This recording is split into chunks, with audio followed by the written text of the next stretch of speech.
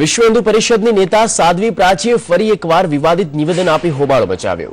સાધ્વી પ્રાચીએ જાહેરમાં કરેલા એક વિડીયોમાં કહ્યું કે દેશ કોંગ્રેસ મુક્ત થઈ ગયો, હવે મુસ્લિમ મુક્ત થવો જોઈએ।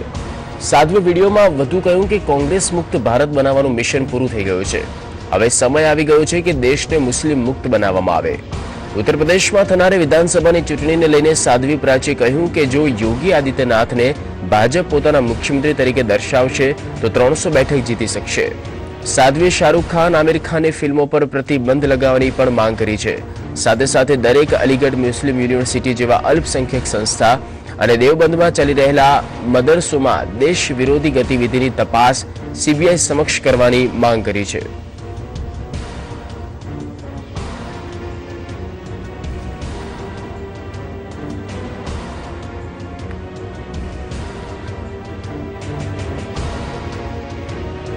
हिंदुस्तान को कांग्रेस मुक्त तो कर दिया, लेकिन आज की जो जरूरत है वो मैं समझती हूँ कि वो जरूरत है कि हिंदुस्तान को मुस्लिम मुक्त भारत करने के लिए हमें काम करना चाहिए और हम काम कर रहे हैं। शाहरुख खान की 2 फिल्में फ्लॉप होने के बाद आज शाहरुख खान को हिंदुओं की याद आ रही है और आमिर खान की जो फिल्म पता चला है मुझे दंगल आने वाली है, उसमें भी आने वाले समय में चूहे ही दंगल कर। मैं हिंदुस्तानियों से यही निवेदन करूंगी कि ये जो हिंदुस्तान का खाते हैं और गीत पाकिस्तान के गाते हैं, इनके नसों में पाकिस्तान का खून दौड़ रहा है, इनको अपनी औकात दिखा दो हिंदुस्तानियों, ये समय आ गया।